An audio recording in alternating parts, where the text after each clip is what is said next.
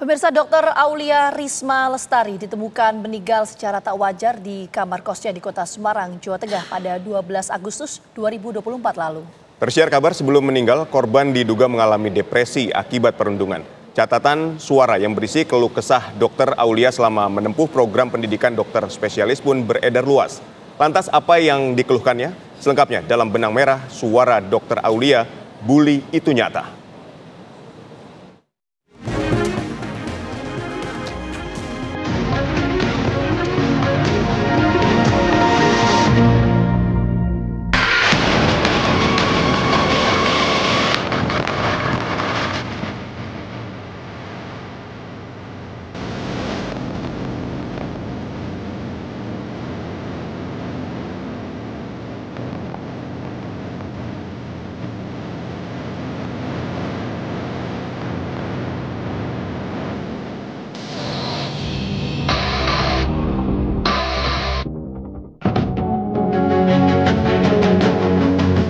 Indekos di kawasan Lempong Sari, Gajah Mungkur, Kota Semarang, Jawa Tengah, dikejutkan dengan penemuan jasad yang sudah terbujur kaku pada Senin 12 Agustus 2024 sekitar pukul 23 waktu Indonesia bagian Barat.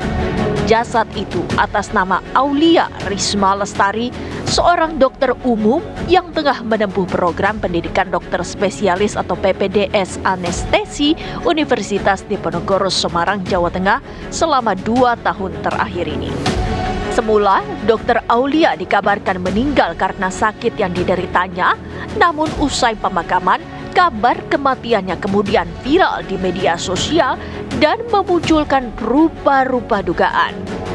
Bahkan dokter yang selama ini berdinas di RSUD Kardinah Kota Tegal itu disebut diduga mengakhiri hidup menggunakan obat penenang berdosis tinggi. Meski begitu, pihak RSUD Kardinah enggan berspekulasi dan hanya mengiyakan bahwa Dr. Aulia memiliki riwayat penyakit yang selama ini dideritanya. Kalau yang bicara terjadi di sana bukan kewenangan kami, jadi monggo ditanyakan kepada pihak yang terkait. Kalau sudah yang diderita ini, apa itu termasuk saraf terjepit itu? SANP, ya bahasa awamnya saraf kejepit, dan beliau itu sudah mengalami tindakan atau operasi selama 2 kali. Ya. Berapa lama? Kenapa? Sudah berapa lama? Sudah cukup lama ya, sudah cukup lama, tidak berapa lama dari beliau mulai menjalani PPDS. Usai kepergiannya, catatan suara yang ditengarai milik almarhumah beredar luas. Voice note itu seakan melukiskan situasi sulit yang membelit Dr. Aulia selama menempuh PPDS. Aku tuh tiap pulang itu badanku sakit semua kakiku tuh kapalan. Ya aku mandi juga jarang karena pulang tuh aku lebih milih makan banyak daripada mandi. Terus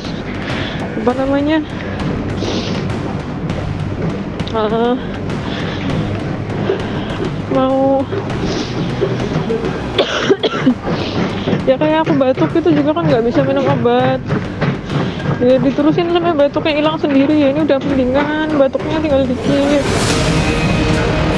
Selain berkeluh kesah soal kondisi fisik, Dr. Aulia juga mengeluhkan panjangnya durasi proses pendidikan yang harus dijalani. Sampai-sampai dirinya merasa seperti sedang berada di tepi jurang keraguan. Bener-bener ya bahwa di sini tuh programnya panjang-panjang.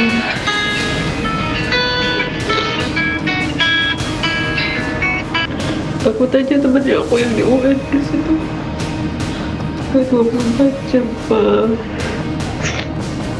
Aku nggak tahu mau bisa apa enggak, Pak. Pihak universitas tidak menyangkal PPDS anestesi menuntut peserta didik siaga di banyak titik, tidak semata di kamar operasi atau OK, mengingat banyak pasien yang membutuhkan keahliannya. Seperti anestesi itu ya Mbak, itu selain hanya tidak hanya semata di kamar operasi, dari kamar IGD, UGD itu gawat darurat dia di sana, di ICU dia di sana, penanganan pasien-pasien code blue yang henti nafas misalnya di ruangan itu oleh anestesi. Di ruang-ruang bangsal anak psikiatri dia tugasnya banyak teman. Jadi memang beban kerja di banyak unit kerja. Jadi itu memang perlu pengaturan yang lebih rumit tapi harus dilakukan. Kasus kematian Dr. Aulia kian menggema menyusul respons Kementerian Kesehatan bertanggal 14 Agustus 2024 atau hanya berjarak 2 hari setelah jasad Dr. Aulia ditemukan. Melalui Direktorat Pelayanan Kesehatan, terbit surat resmi perihal pemberhentian program anestesi Universitas Diponegoro di RSUP Dr. Karyadi.